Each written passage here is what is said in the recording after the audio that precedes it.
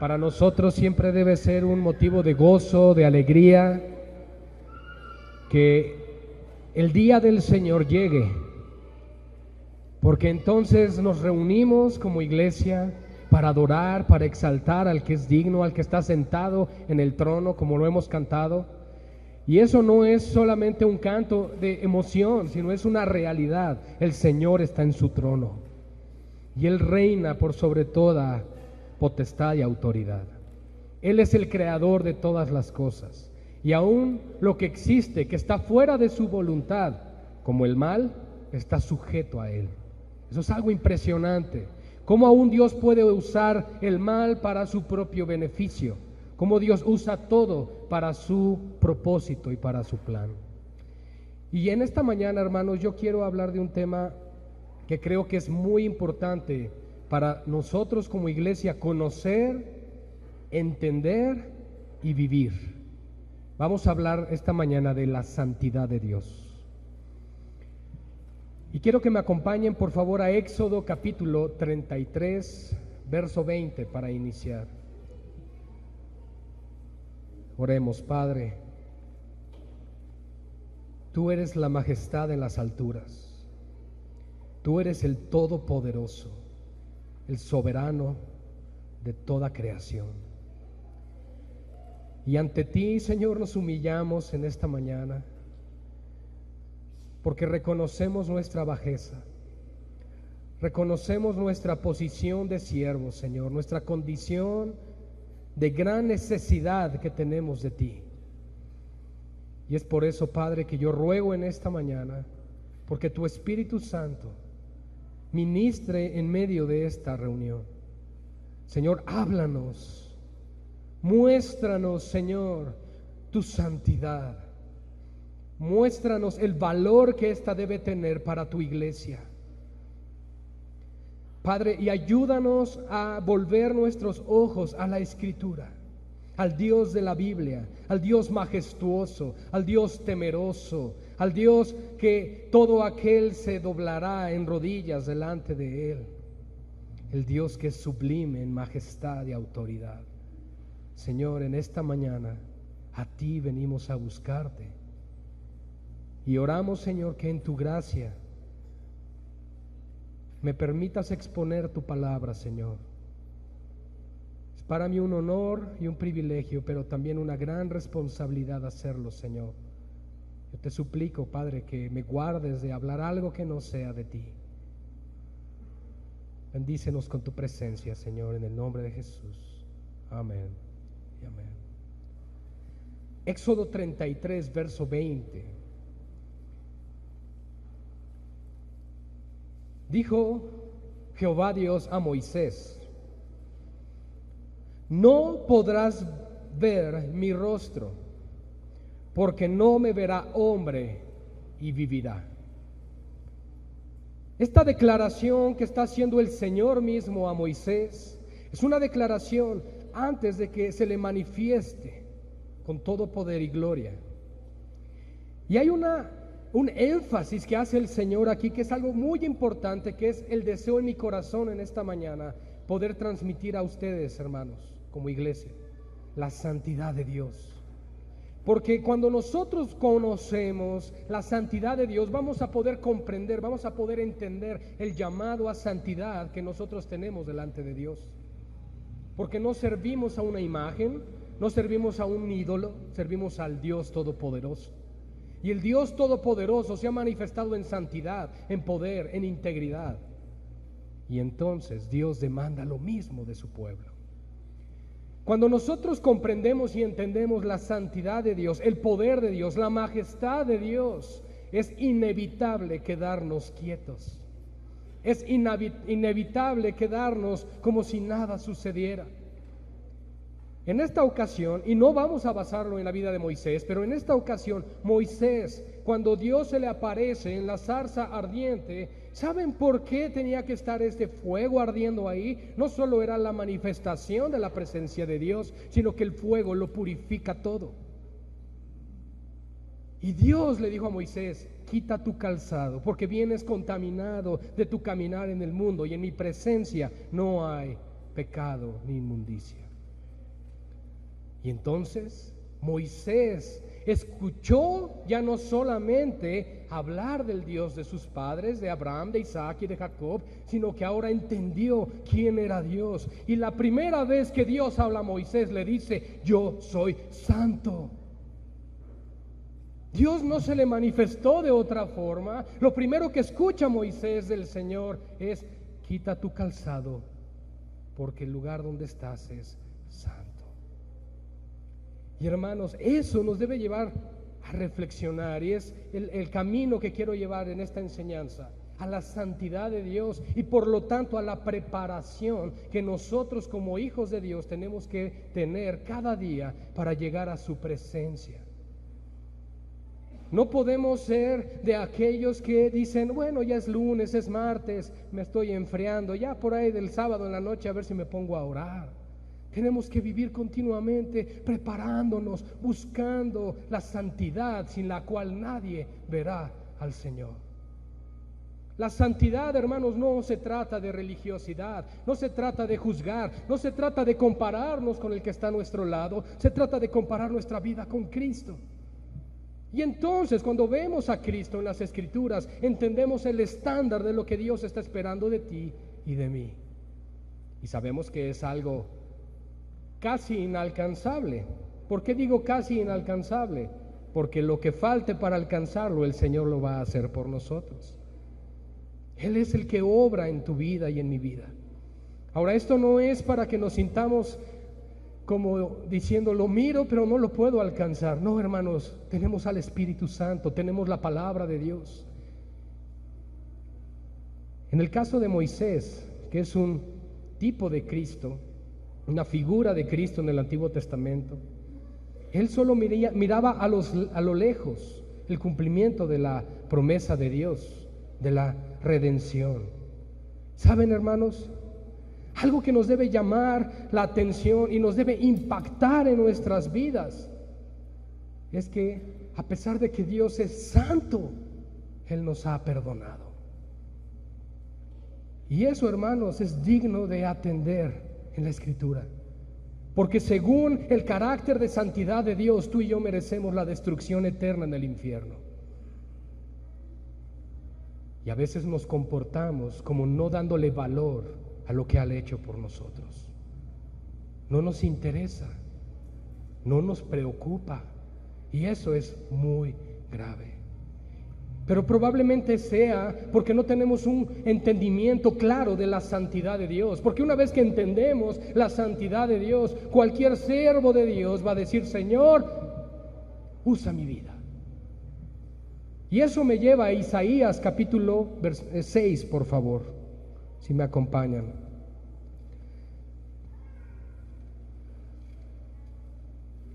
Y aquí sí vamos a basar la enseñanza en Isaías 6. Tenemos aquí una escena muy interesante. El profeta de Israel, el profeta de Jehová, el ungido del Señor, el cual se encargaba de profetizar y llevar el mensaje de Dios a los reyes. En esta ocasión se le concedió ser llevado al tercer cielo, a la presencia de Dios. Ahora dice en el verso 1 que en aquel año murió el rey Usías. Y vi yo al Señor sentado sobre su trono, alto y sublime, y sus faldas llenaban el templo. Si tú has leído un poco de la historia de reyes, vas a saber que Usías fue un buen rey para Israel, pero en el momento en que muere había incertidumbre política, religiosa en la nación. Y el profeta Isaías decía: ¿ahora qué va a suceder? Acaba de morir el rey, ¿qué va a pasar? Imagínate la escena, en ese momento Isaías considerando esta situación en Israel, y de pronto ve en visión al Dios Todopoderoso sentado en su trono, como diciendo: no te preocupes, Isaías, yo reino sobre los reyes de la tierra. Vi al Señor sentado sobre un trono. ¿Cómo le llama el trono de Dios Isaías? Alto y sublime. Lo primero que nos debe hacer referencia a esto, hermanos, es la potestad y autoridad de Dios por sobre todas las cosas. La Escritura nos muestra que Cristo es el Rey de reyes y el Señor de señores. Por lo tanto, Él tiene su trono sobre los tronos que puedan existir. Por eso él ve el trono en alto y además lo ve sublime. Cuando nosotros vemos en la carta, en el libro de Hebreos, cuando se habla del sumo sacerdote que se escogió para el nuevo pacto, que es Cristo, bajo el orden de Melquisedec, se ve algo muy interesante aquí, que Él fue escogido porque fue hecho más sublime que los cielos. ¿Se imaginan la majestad, la belleza y la perfección de Jesús? Y aquel Verbo se hizo carne y habitó entre los hombres. El Rey poderoso que se manifiesta a Isaías en su trono se hizo hombre. Pero Isaías, el profeta de Dios, ve el trono alto y sublime y ve que las faldas del Señor llenaban todo el templo. No sé si alguna vez han visto bodas de la realeza inglesa, francesa, etcétera, y las novias llevan unas faldas que llenan casi todo el pasillo y tiene que ir gente levantándole lo que es las faldas. ¿Sí? Y aquí está hablando de el reinado que tiene el Señor, la potestad que Él tiene en el cielo y sobre todas las cosas. Y ve Isaías que por encima de él había serafines. Cada uno tenía 6 alas, con 2 cubrían sus rostros, con 2 cubrían sus pies y con 2 volaban. Hermanos, los ángeles fueron creados de tal forma que los que están en la presencia de Dios no conocen el pecado, no pecan. Y si no pecan, podríamos considerar entonces que son santos, ¿verdad? Los ángeles, porque no hay pecado en ellos. Pero hay tal santidad en Dios, tal majestad en la presencia de Dios, que los mismos ángeles se abochornan, se avergüenzan y no pueden mirar al Señor, de tan santo que es Él. Los ángeles. Imagínate, hermano, en qué posición se encuentra el hombre en comparación de los ángeles, hablando de santidad delante de Dios cuando estamos aquí en la tierra, y que nosotros tenemos ahora también el privilegio de poder entrar a la presencia de Dios por medio de Cristo. Imagina solo cuán poderosa es la sangre del Cordero de Dios, que te limpia y te cubre para que puedas llegar un día a la presencia de Dios y abrazarle. ¿Se imagina? Eso es lo que dice la Escritura. Isaías estaba considerando a los ángeles y veía que los mismos ángeles no podían mirar al Señor. Acabamos de leer nosotros en Éxodo 33:20 que no vería hombre a Dios y vivirá.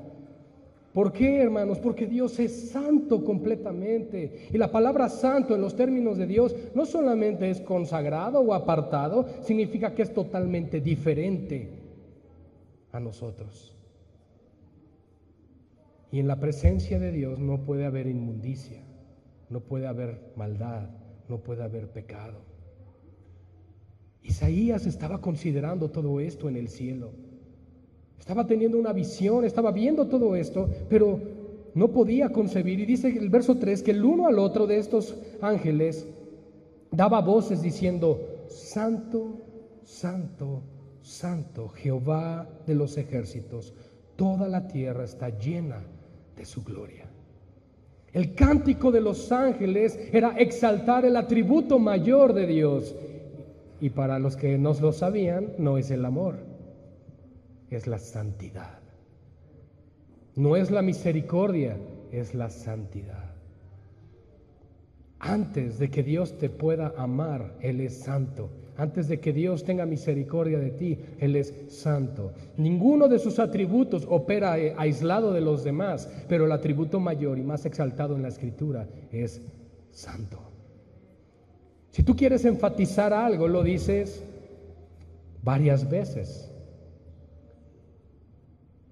Esa piedra es muy grande. Esa piedra es muy grande. Esa piedra es muy grande. ¿Qué das a entender? Pues es muy grande la piedra, porque estás enfatizando las cosas. Y el Señor, los ángeles lo que están haciendo es decir, santo, santo, santo. En la tradición judía se mencionaba 3 veces algo para poderlo confirmar. Cuando en la Escritura encuentras algo 3 veces o más, es que Dios tiene algo muy importante que decirnos al respecto. Y en este caso esto es algo muy importante del carácter de Dios. Tenemos que conocer que Él es santo, santo, santo. No solo santo, es 3 veces santo. Y eso, hermanos, lo estaba mirando Isaías. Y dice que ve también considerar el poder, porque dice los quiaciles de las puertas, lo que sostenía, dice, se estremecieron con la voz del que clamaba y la casa se llenó de humo. Hermanos, solo imaginen por un momento la escena. ¿Qué es lo que estaba viendo Isaías? Entonces dije, ay de mí que soy muerto, porque siendo hombre inmundo de labios y habitando en medio de pueblo que tiene labios inmundos, han visto mis ojos al Rey, Jehová de los ejércitos. Probablemente Isaías era el hombre más santo en Israel en ese momento. Probablemente. Era el profeta de Dios, el encargado de hablar a los reyes y a la nación. Pero cuando estuvo en la presencia de Dios, lo primero que consideró, y lo vimos desde el verso 1, es la supremacía de Dios, su grandeza, que Él es el Rey, que Él es el dueño de todo y que no hay nada que suceda a su alrededor sin su consentimiento. Él pudo considerar la gloria de Dios. Después pudo ver que ni siquiera los mismos seres celestiales pueden mirar a Dios. ¡Qué impresionante es esto, hermanos! Imagínense al profeta viendo esta escena y de pronto reacciona y dice, ¡ay de mí! Porque si los ángeles no lo pueden mirar y yo lo estoy viendo, ¡ay de mí que he de morir! ¿Por qué? Porque él tenía en mente las palabras que Jehová Dios le había dicho a Moisés. No puede haber hombre que me vea y viva. Pobre Isaías, para él era una sentencia de muerte el estar en la presencia de Dios. Hubo una ocasión que el arca del pacto, ¿sí saben lo que es el arca del pacto? El arca del pacto era aquella que portaba o llevaba la presencia de Dios y llevaba las tablas de la ley, llevaba la vara de Aarón que reverdeció y también llevaba parte del maná. Esta arca del pacto se utilizaba en el lugar santísimo, en el tabernáculo y luego en el templo. Bueno, en una ocasión los filisteos se la robaron, se la llevaron, se la arrebataron a los israelitas en una guerra y después regresó esa arca del pacto. Una situación ahí muy curiosa con todo esto, pero cuando regresa el arca, estuvo a punto de caerse y hubo un varón ahí que la quiso detener y cayó muerto. Wow. Hubo otra ocasión que 2 hombres judíos levantaron la tapa del arca del pacto, miraron adentro y murieron. ¿Por qué? Porque la única manera en la que tú y yo podemos accesar a la presencia de Dios es siendo perdonados y declarados justos. Si intentamos mirar y llegar a Dios sin Cristo, moriremos. Pero el que esté en Cristo Jesús tendrá el acceso pleno, garantizado a la presencia de Dios. Jesús es el medio, es el camino, es la verdad y es la vida. Y los hombres que intentaron hacer algo en sus propias obras perecieron. Pero aquellos que confían en Dios, que es el que justifica al impío, entonces alcanzaron la vida eterna. En este momento Isaías decía: ay de mí que soy muerto, porque siendo hombre inmundo de labios. Hermanos, probablemente lo más santo que había en Isaías eran sus labios. Él solo hablaba palabra en el nombre del Señor. Y él aún así dice: mis labios son inmundos. No puedo estar aquí, no puedo concebir estar en la presencia de Dios. Voy a morir. Y habitando en medio de pueblo, de pueblo que tiene labios inmundos, dice: han visto mis ojos al Rey, Jehová de los ejércitos. Y voló hacia mí uno de los serafines, teniendo en su mano un carbón encendido, tomado del altar con unas tenazas. Y tocando con él sobre mi boca, dijo: he aquí que esto tocó tus labios, y es quitada tu culpa, y limpio tu pecado. Wow. Podemos ver cómo un serafín vuela con este carbón encendido. Ahora, podríamos pensar: bueno, pero si es un ángel, a lo mejor él no se va a quemar. ¿Por qué no lo tocó? ¿Por qué no agarró el ángel el carbón y fue y se lo puso a Isaías? Tuvo que usar unas tenazas, unas como tijeras largas, ¿no?, para agarrar y llevarlo. ¿Por qué? Porque Dios lo que estaba haciendo para que Isaías no cayera muerto en ese lugar era limpiar su pecado.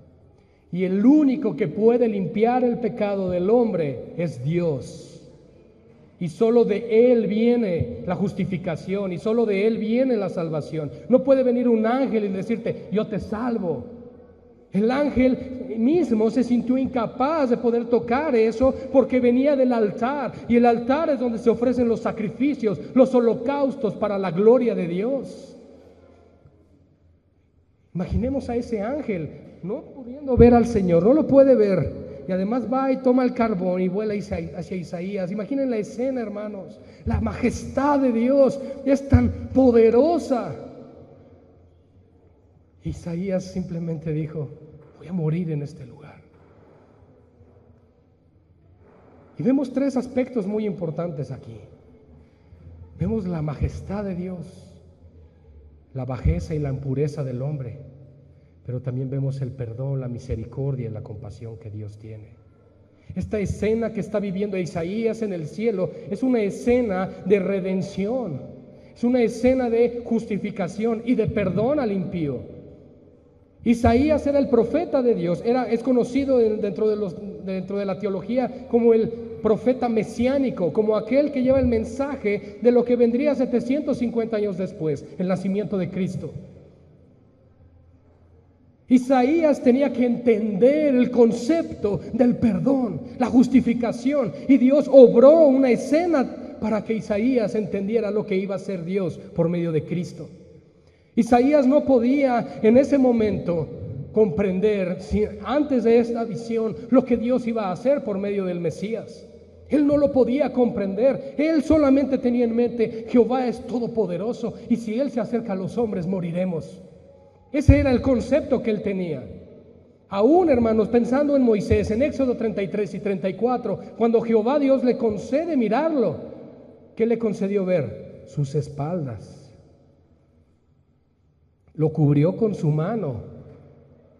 Fíjense, le vio la espalda, lo cubrió con su mano y lo colocó detrás de la peña, la roca que es Cristo.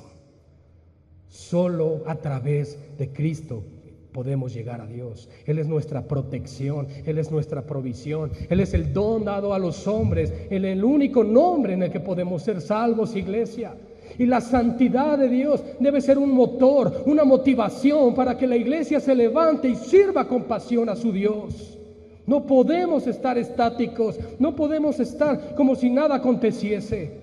Dios está en su trono alto y sublime, sus faldas llenan todo el templo. Cuando Él habla, se estremecen las puertas, los quehaciles de las puertas, hermanos. Ese Dios poderoso es el que reina sobre toda la creación, y es el Dios que venimos a exaltar en esta iglesia, hermanos. Y tenemos que entender que Él demanda santidad de cada uno de nosotros. El concepto de santidad se ha degradado, se ha disminuido a tal punto que pensamos con hacer lo que tengo que hacer, comportarme bien, ya soy santo. Hemos reducido la santidad de Dios a observar unos cuantos mandamientos. Y esto no es así. No es así. Hermanos,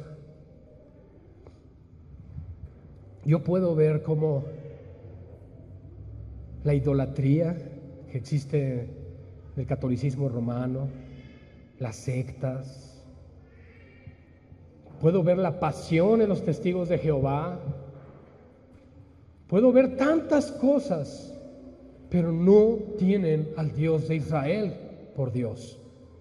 Y la pregunta es, si nosotros sí, ¿qué esperamos? ¿Qué estamos esperando? Si tú dices creer en el verdadero Dios, demuéstralo viviendo para Él, para su gloria, para su honra y viviendo en santidad. Porque el motor, la motivación que te va a llevar a vivir para Cristo es que Él es santo, santo, santo. Y que un día vas a llegar a su presencia y vas a poder decirle, Señor, lo que tú me pediste que hiciera, hice. No te alejes avergonzado de Él. No permitas que te alcance y que llegue el día de tu muerte sin haber hecho lo que tenías que hacer. Muchas personas que hoy están muertas pensaron que iban a vivir 80, 90 años de edad. La vida no está en tus manos, está en las manos de Dios. Y Él es el que establece el límite y te dice, hasta aquí. Un accidente en auto, caminando, cruzas la calle y te atropellan, te resbalas en las escaleras, te desnucas, cualquier cosa. Simplemente el Señor te puede llamar hoy. ¿Cómo está tu vida? ¿Cómo está tu vida? Hermano, si Isaías, el profeta de Dios, consideró su bajeza, su inmundicia al estar en la presencia de Dios, un siervo como un profeta, ¿cómo está nuestro corazón? ¿Cómo ha de estar nuestras vidas?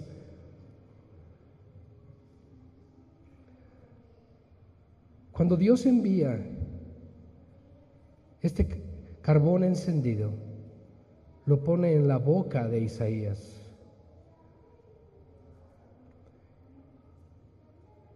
Y le dijo, he aquí que esto tocó tus labios y es quitada tu culpa y limpio tu pecado.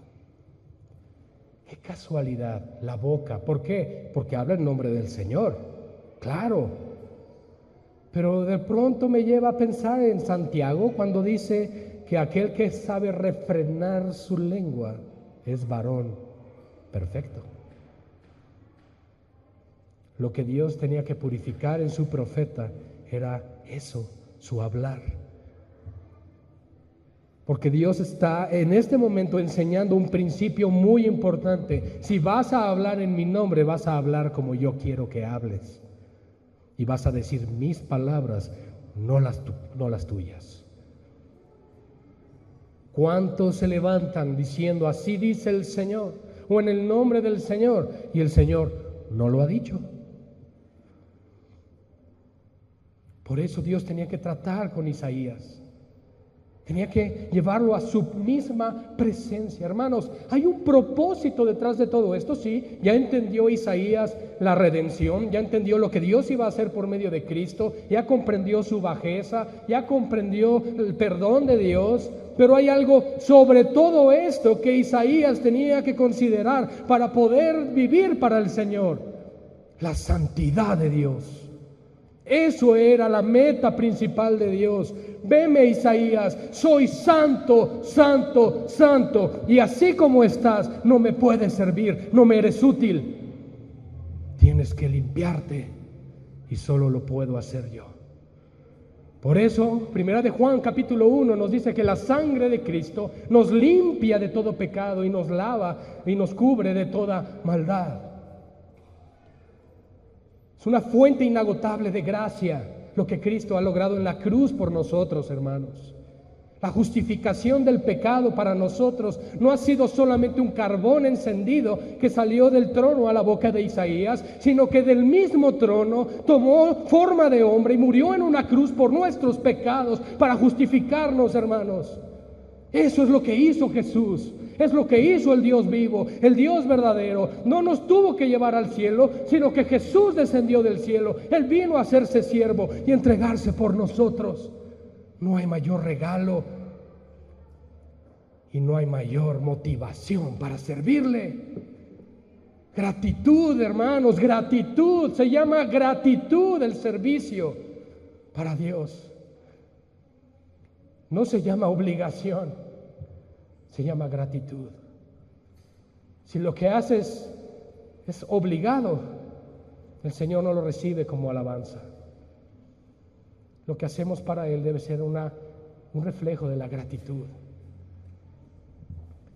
Y miren, hermanos, el verso 8. Una vez que Isaías considera todo esto, una vez que entiende la santidad de Dios y es expuesto ante el Todopoderoso, dice: después oí la voz del Señor que decía: ¿a quién enviaré? ¿Y quién irá por nosotros? Hermanos,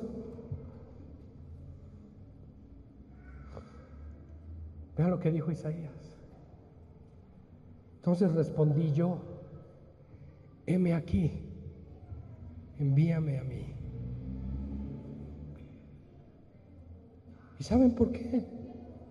Porque entendió quién es Dios y entendió lo que significa gratitud.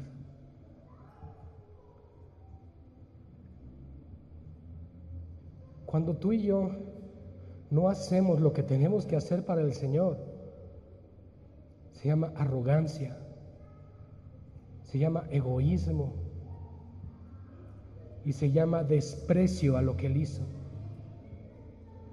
Sea cual sea el don, el talento, lo que sea que Dios te ha depositado, lo que sea que Dios te ha dado, hermano, es para que lo uses para Él. Porque Él en el momento, escucha esto iglesia, en el momento en que Él envió a Cristo a morir por ti, Él te limpió, te justificó, quitó tu culpa y te dice: ve y haz lo que tienes que hacer.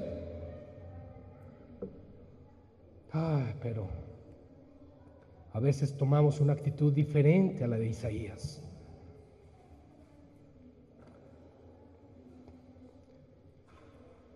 Y saben, menospreciamos el sacrificio de Cristo. Imagínense, Isaías hubiera visto al Cristo y no solo el carbón. Si con el carbón encendido y al entender que había sido perdonado por Dios, dijo: Señor, aquí está mi vida. Imagínate si hubiera considerado al Cristo viviente.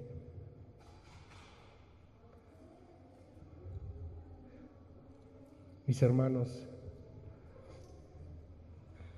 esto es un llamado a la reflexión. Yo no sé en qué Dios estás creyendo, pero el Dios de la Biblia lo merece todo. Todo, todo. Tu vida. Tu vida. No tus cosas, no tu tiempo. Tú eres de Él. Te compró con su sangre. No desprecies, no menosprecies lo que Él ha hecho por ti y por mí.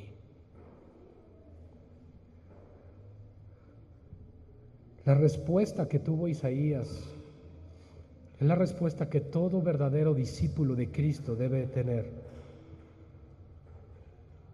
Aquí estoy, Señor. ¿Qué quieres que haga? Lo que sea, pero hazlo para Él. No hay nada que hagamos para el Señor que sea en vano. Todo lo que hacemos para nuestro Dios, en primer lugar lo hacemos porque Él es digno. En segundo lugar, por gratitud. En tercer lugar, por obediencia también, claro, que Él lo manda, si Él demanda eso de nosotros. Pero hermanos, miren, hay algo muy importante aquí, que si nuestro corazón no está siendo motivado a involucrarse en las cosas de Dios y servirle con pasión, es porque no has entendido la santidad de Dios. Cuando entendemos quién es Dios, ya no hay necesidad de que ni siquiera nos tengan que decir lo que tenemos que hacer. El Señor hace una pregunta retórica realmente. ¿A quién enviaremos? Como diciendo, voy a lanzar la pregunta y a ver qué pasa. Isaías simplemente dijo, estoy en la presencia del rey. Israel se acaba de quedar sin rey en lo natural. Usías ha muerto. Dios me ha permitido ver al Rey de Reyes, a Jehová de los ejércitos. Me ha mostrado que soy justificado y limpio de mi pecado por su gracia y misericordia.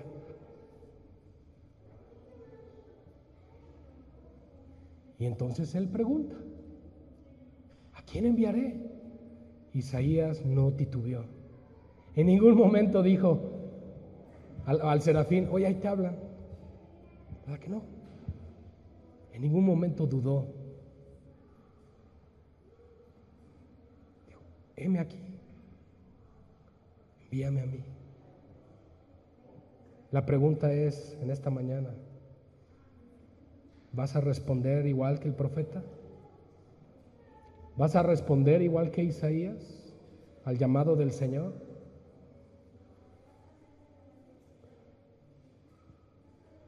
La iglesia ha recibido una gran comisión. La iglesia sabe lo que tiene que hacer. Dios nos ha dejado 66 libros aquí, en un solo libro, donde dice lo que tenemos que hacer.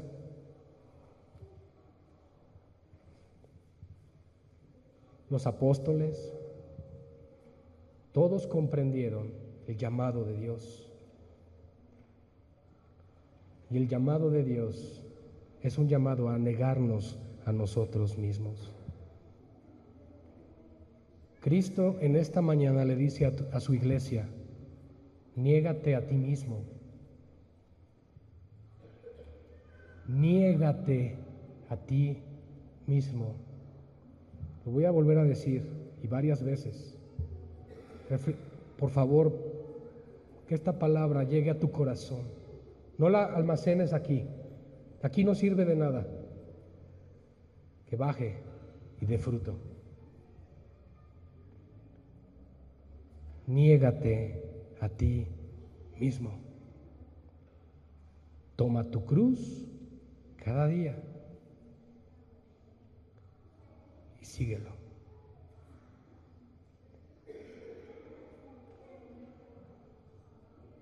Y no olviden que tomar tu cruz no significa los problemas, no significan las enfermedades, significa negarte a ti mismo. Porque el que tiene todo el valor, el que importa, es Dios en nosotros, Emmanuel. Cristo el Señor, que vino a esta tierra para lograr lo imposible para los hombres, que el pecado y la impureza fueran quitados eternamente de ti y de mí. Dale gracias a Dios. Agradécele al Señor. Pero que tu gratitud no sea solo de labios, sino con obras. Sirve al Señor. El servicio es dentro y fuera de la congregación. ¿Se necesitan manos aquí? Sí. Comienza a hacerlo. Si alguna vez has orado porque Dios levante siervos, pídele al Señor que ahora tú mismo seas la respuesta a esa oración. Porque a veces oramos pidiéndole al Señor para que otros lo hagan. Señor, produce que otros hagan, produce que hace esto. Señor, envía a otros. Pero nos olvidamos que Él nos rescató a cada uno de nosotros. Vamos a orar.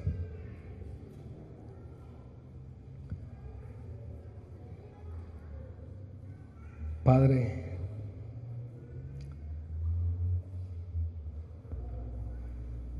no hay palabras, Señor, que puedan salir de nuestros labios para expresar pero lo que queremos pedirte, Señor, es que nos ayudes a comprometernos contigo. Queremos hacer un compromiso contigo en esta mañana. En primer lugar, Padre, yo ruego traigas convicción con tu Espíritu Santo de pecado, porque quizás, Señor, hemos estado caminando en las cosas del Señor, pero mirándolo de lejos, y no hemos sido como tú cuando fuiste hallado en el templo, Jesús, cuando niño, diciendo: ¿que no saben que en las cosas de mi Padre me es necesario estar? Ahora todos nosotros somos tus hijos, Señor, y debemos de tener la misma respuesta de que es necesario estar en las cosas de nuestro Padre. Señor, gracias por esta palabra. Yo te ruego, Señor, que nos ayudes a tener un mayor entendimiento de tu santidad, el poder dimensionar que tú eres triplemente santo.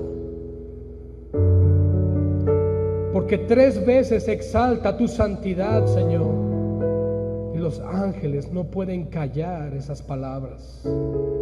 Es algo inevitable ante tu presencia. Padre, perdona nuestras iniquidades, por favor. Perdona, Señor, nuestra falta de compromiso contigo. Perdónanos, Señor, si no somos puntuales en nuestra cita para adorarte. Perdónanos, Señor, si damos cabida a la carne antes que a tu palabra, si preferimos agradarnos a nosotros antes que a ti. Pero una cosa demandamos, Señor: que aquellos que verdaderamente te aman, Señor, por favor, que nos ayudes a ser fieles. Si es necesario mover, sacudir nuestras vidas. A veces vemos aún en tu palabra, en tu escritura, que tú tuviste, Señor, que permitir situaciones lamentables para que entonces tus siervos levantaran sus ojos hacia ti. Aún si fuera necesario un llamado de atención de esa manera sobre cada uno de nosotros para volver al Padre, que así sea, Señor. No podemos jugar con las cosas de Dios, no podemos jugar con el Evangelio. No es un juego la salvación, no es un juego el que Cristo haya muerto en la cruz por nuestros pecados. Él demanda compromiso, Él demanda entrega, Él demanda santidad y obediencia. Él demanda un pueblo celoso de buenas obras, un pueblo que se aparta para la gloria de Dios, no un pueblo que juega y titubea. Oh Señor, concédenos, Padre, concédenos entender por lo menos un poco de tu santidad, un poco de quién eres tú, Señor, porque entonces no habrá pretextos para no servir, porque entonces no habrá dudas del por qué lo tenemos que hacer, porque entonces haremos todo lo necesario para que tú, Señor, te complazcas en nosotros. Qué gran privilegio el saber que lo que hacemos es para ti. Qué honor, Señor, que nos hayas escogido de entre tantos. Ahora te ruego, Señor, que haya temor de Dios en nuestro corazón. Perdónanos, Padre. Yo suplico, Señor, que este mensaje pueda llevar a la reflexión, Señor, y a un entendimiento a cada uno de nosotros de lo que tenemos que hacer.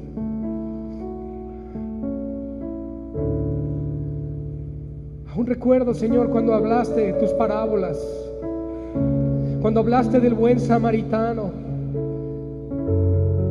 cuando llegó este hombre y te preguntó: ¿quién es mi prójimo?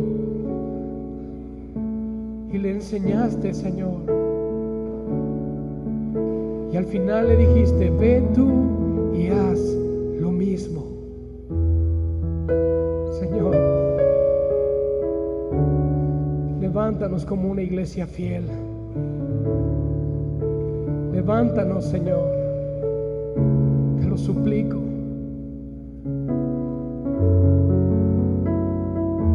Gracias, Padre. Gracias por tu misericordia.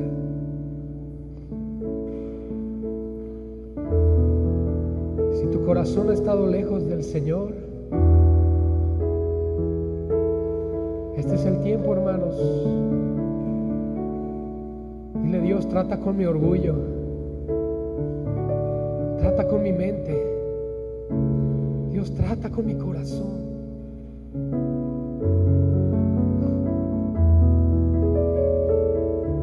Porque todos lo necesitamos, Padre, comenzando por mí. Todos necesitamos, Señor, más de Cristo en nuestras vidas. Todos necesitamos más de Cristo en nosotros, más de Cristo en mí. Dile: yo quiero más de Cristo en mi vida, yo quiero más de ti, Señor. Ese es el anhelo de nuestro corazón. Más de tu presencia, Señor, más de tu gracia, más de tu favor, más de tu misericordia, más de tu palabra, más de tu presencia. Dile: yo quiero más de ti, Señor. Yo quiero más de ti. Oh, Padre, Señor, nos gozamos en tu salvación. Y nos gozamos, Señor, al saber que tú no nos rechazas, que aun si hemos estado en pecado, distantes, fríos, lejos de tu presencia, si volvemos a ti arrepentidos, Señor, tú nos recibes, tú nos consuelas, tú nos das nueva fuerza, Señor. Oh, Padre, levanta al quebrantado en esta mañana, Señor. Oramos, Señor, por restauración en la relación entre nosotros contigo. Oramos por un avivamiento, Señor, en cada uno de nosotros. Aviva el fuego, Señor, en nuestras vidas por ti. Avívanos, Señor, para ser siervos útiles en las manos del Dios Todopoderoso.